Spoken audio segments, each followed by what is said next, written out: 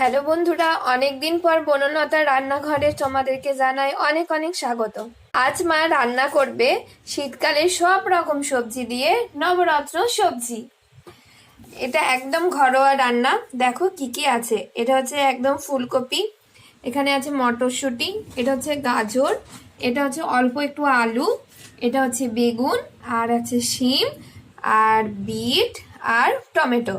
এই দিয়েই তৈরি হয়ে যাবে আমাদের আজকে সবজি। চলো পুরো রান্নাটা দেখতে থাকো।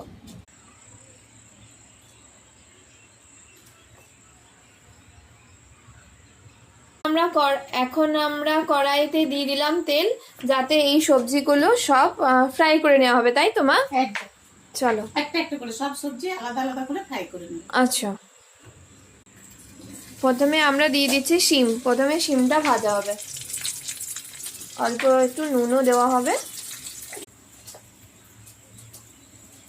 শিমটা ভাজা হয়ে গেছে, এরপর নেক্সট কি ভাজবে মা? ফুলকপি। এবার ফুলকপিটা ভাজা হবে। সব অল্প অল্প তেল, বেশি তেল দিলে তো পুষ্টিগুণটা নষ্ট হয়ে যাবে। আচ্ছা, এই যে সবজিগুলো এখন ভেজে ভেজে রাখা হচ্ছে।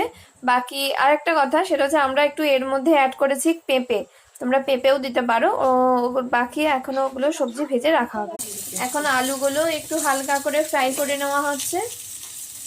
পেঁপে, এবার দিলাম আলু, পেঁপে আর বিট, এগুলো একসাথে ভাজা হবে। বাকি সবজিগুলো হালকা করে ফ্রাই করে তুলে নিয়েছি।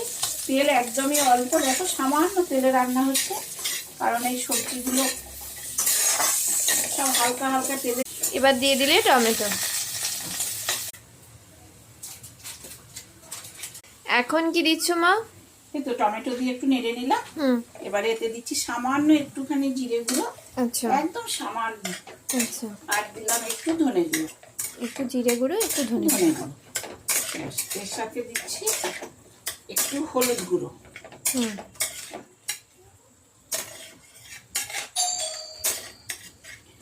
আর দিচ্ছি একটু কাশ্মীরি লঙ্কা গুঁড়ো, Kashmiri red chilli powder. Kashmiri red chilli powder দিয়ে এরপর জল দিয়ে ফুটতে দেবো, দিয়ে একে একে সবজিগুলো দেবো।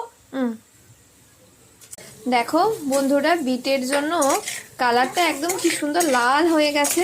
বিটগুলো নিজের রং ছাড়তে শুরু করে দিয়েছে।